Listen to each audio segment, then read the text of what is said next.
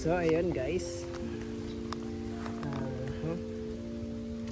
meron akong good news. Ayan, matagal ko na ito pinagpaplanuhan kasi yung iniipon ko, nakita ko sa pagkanta, medyo kaya ko nang bumili ng gustong bilhin.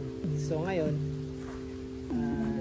mapunta ako sa Calapan para tumingin ito. Papakita ko sa inyo mamaya. Ayaw ko munang sabihin kasi syempre umpisa pa lang yung video, sasabihin ko na agad, diba? So ayun, nga, pupunta na ako sa Calapan. Papasama ako kay Hana. So see you guys.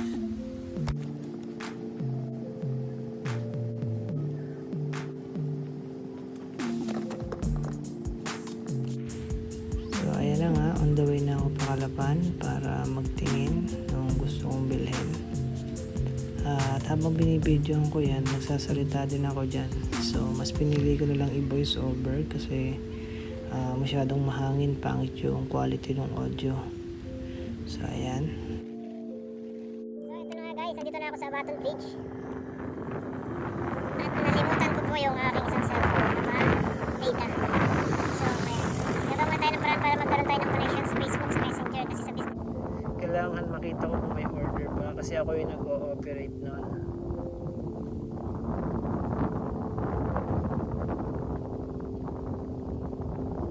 Magpapaload tayo kay Hana. Kahit giga 50 lang siguro. Ayan, so ayan. Nandito tayo sa Baton Bridge kasi marami kasi nagpupunta rin dito. Lalo na paghapon. So ayan, marami kasi nagpupunta dyan paghapon. Binoise over ko na lang kasi malakas masyado yung hangin dyan. Isinama ko na rin dyan yung mga kaibigan ko na nanggaling sa Calamba, si Heidi at si Mina. Shoutout sa inyong dalawa.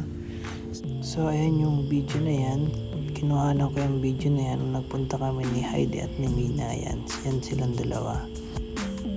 Ayan, si Mina yung naka-jacket na red, then si Heidi naman yan naka-white na cap. Diyan ako dumadaan pagka nakamotor ako at nagmamadali papuntang Calapan. So ayan. At minsan nga marami dyan mga nanghuhuli ng isda yung kagaya ni Kuya. Ayan. Kaso nga lang siya, rough road talaga.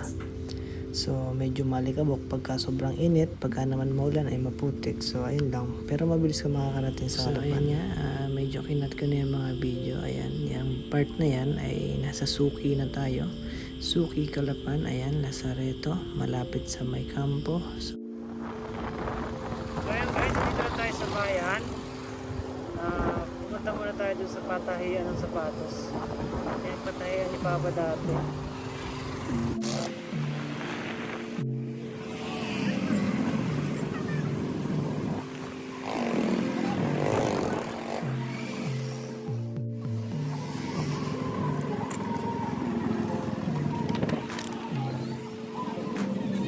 Hello Tay. Tay, magkano nga puli yung patahi pagka yung swelas?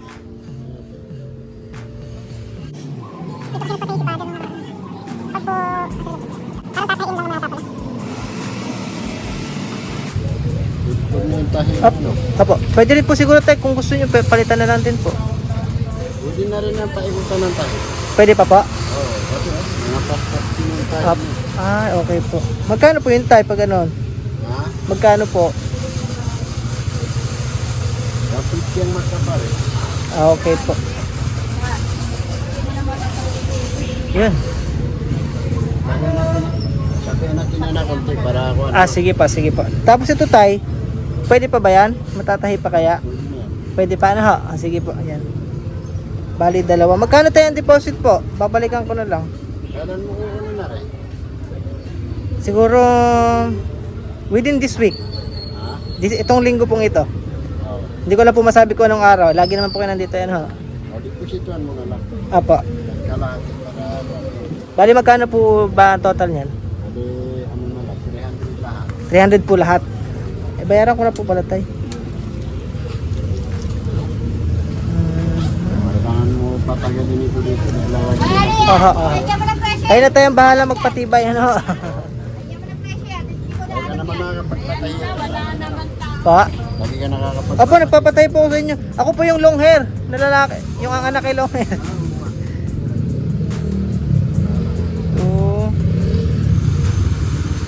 Eh, ang mahal doon sa may Ever. Unang nakapagtanong ako dati ho doon. Ay, 500 daw palit ng swelas. Walang iyak ako eh. Parang dapat bumili na ako ng ukay na sapatos, original. Bago. Bago. Hindi ka lang ng bago. Oo. Sige tayo. Salamat po.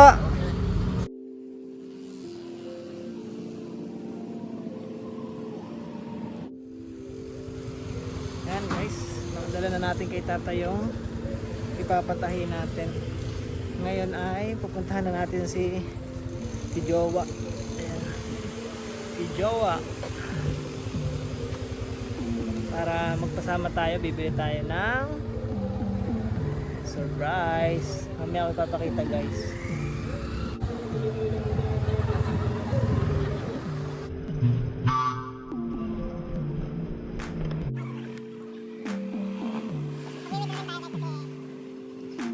Tsaka mamaya pala mag-withdraw rin tayo guys bago tayo bumili ng bibili natin. Pero sunduin muna natin si Jowa.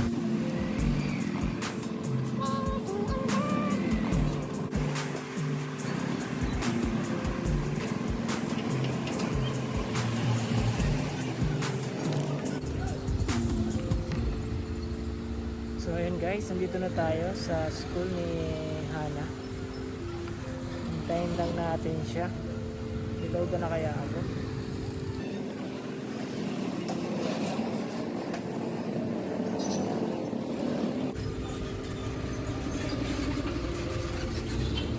Ayun, para nakita ko yung kamag-anak ko. Ayun oh. Siya nga ba yun? Anak ni Kuya. So ayun nga, habang nag-aantay ako kay Hana ay nakita ko yung aking pinsan na anak ni Kuya Ernel Santos. Ayan, shoutout kayo Kuya Ernel. Sana ay nanonood ka ng vlog ko para makita mo yung anak mo. Ayan, mabait.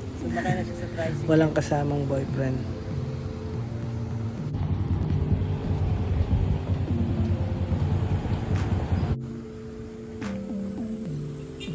Yun, si Babaita. Nagmamadali si Babaita. Kawawa naman si Ining. May nagtanong sa akin. Uy, tumatawag siya, tumatawag. So yung babae, ayan o. May naka-block. Nalaglagan siya ng 300 pesos.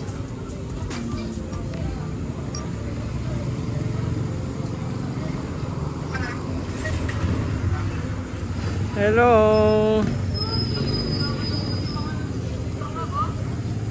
Okay. Kawawa yung babae na naglagan ng 300. Ang bata. Hindi yan. May orange sa panyo. Yan, may orange sa panyo. Nalaglag yung 300 niya. Kawawa naman si Inay.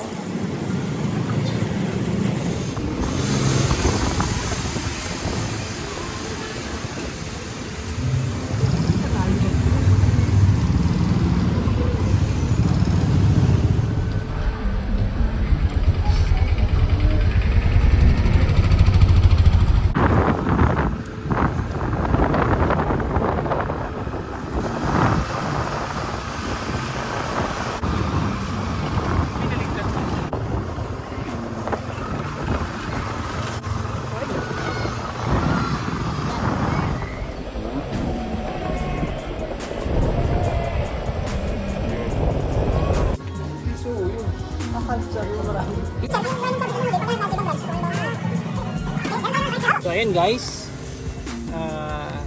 for today's vlog, ito yung continuation ng vlog ko nung nakaraan na hindi ko naman na-post dahil nga yung ina-expect ko na mabibili ko ay not available siya dun sa pinuntahan namin. So ito ngayon, may nahanap kami na ito na talaga, ito yung pangarap ko bilihin sa kita ko sa pagbabanda. So tara guys, pakita ko sa inyo. So ayan guys, titingin kami nung bibilhin ko na yung pangarap kong bilhin. Inantay namin yung stock na bumaba. Kinukuha na ni Kuya. Yung kausap namin kanina, hindi ko na na-videohan kanina na pumasok kami kasi hindi ko alam na makakakuha na ako ngayong araw. Ayan.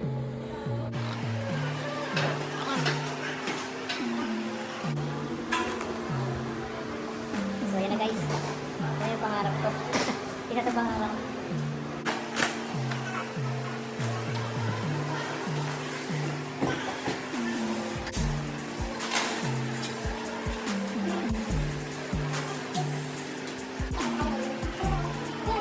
So, hindi naman nagiging sila ng ganito sa station mo rin, eh.